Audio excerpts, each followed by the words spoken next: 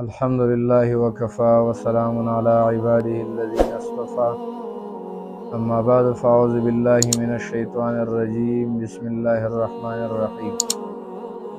محترم مسلمانان ورونو، د دین اسلام دپاره صحابه کرامو بې انتها قربانۍ ورکړي دي. خپل ځانونه خپل مالونه هر څه پې قربان کړي دي او د الله د دین د خاطر نه خپل کلی او وطن هر څه پرېښي دي. نن موږ تاسو ته یو صحابي چې محمد بن مسلمه رضی الله تعالی عنه دی، یو عجیبه کارنامه د اسلام دپاره کړې وه چې په دې کارنامه باندې رسول الله صلی الله علیه وسلم ډېر زیات خوشحاله شوی و. کارنامه د ده دا وه چې د کعب ابن اشرف چې دا د منافقانو یو لوی سردارو وجلی او مردار کړی و. واقعه داسې وه چې کله د بدر جنگ راغلی نو د بدر جنگ کې لوی لوی سرداران د مکې هغه مردار شولو چې کله دلته کعب ابن اشرف ته پته ولګېدله چې فتح مسلمانانو واخیستله او د مکې لوی لوی سرداران هغه پکې ووجلی شولو، نو دا د دې ځای نه لاړلی مکې مکرمې ته د ځان سره یو لښکر بوتللو او هلته به د هغې تعزیت دپاره لاړلی چې یاره موږ د دې غم کې ځان سره شریک کړو.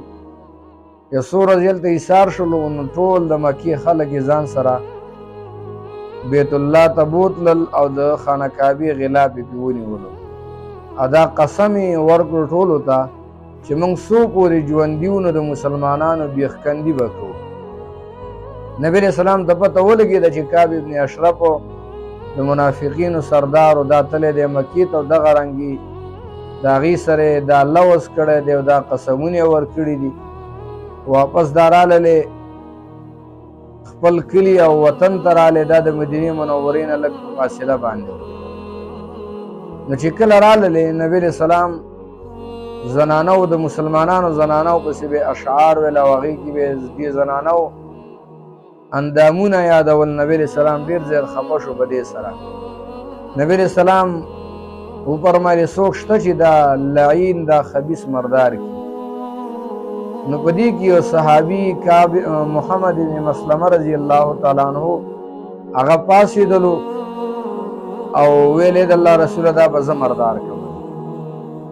دا کعب ابن اشرف او محمد ابن مسلمه رضی الله تعالی عنه دا دواړه رضاعي ورونه هم وو.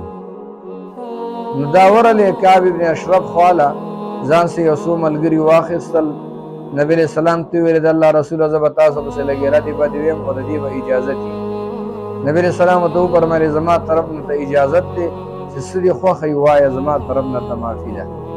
دا چې کله ورلی کعب ابن اشرف سره کېناستلو ورته ویل نبی علیہ السلام یې ورته یاد کړو دا محمد چې ځان ته رسول ویلی دی، ځان نه د الله رسول جوړ کړی او دعوی د پیغمبرۍ کړې ده، خو موږ ته تنګې له راغلي زموږ نه ټکسونه علي لګیا دی او دغه رنګې موږ نه زموږ مالونه ټول ختم کړل، اوس راغلي او موږ له څه کجورې راکړه چې موږ دله هغه غله ورکړو د هغه نه ځان خلاص کړو، نو موږ ستا ملګري یو، موږ د سره په دې باندې ستا ملګرتیا اختیاروو.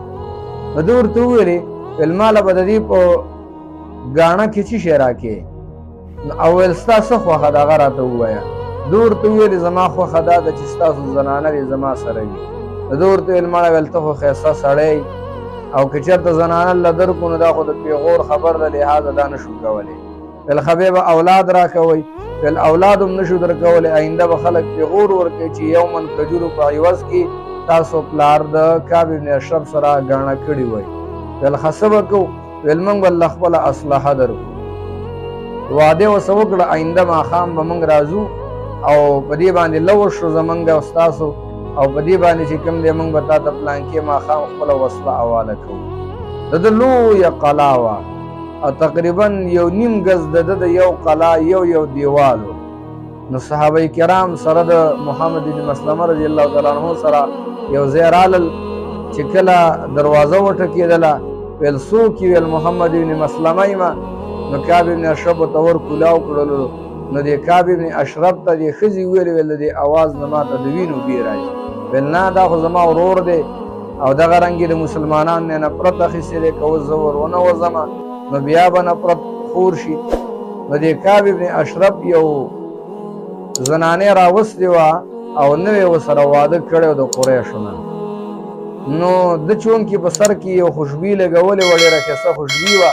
نو محمد بن مسلمه رضی الله تعالی عنه ورته ویلي ویل که خوښه دي چې زه دا سر لږ بوی کړم. یو ځل یې ورته دا ویښته راکښته کړل، د ده ویښته غټ غټ وو.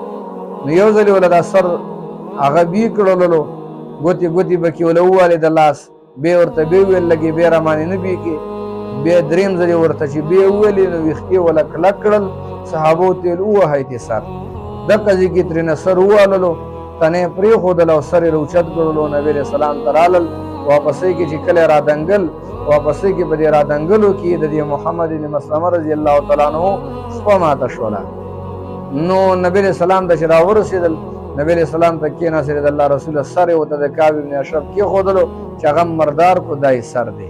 نبي علیه السلام ډېر خوشحاله شو، دعا یې ورته وکړله او ورته ویلې زما خپه ماته شوې ده.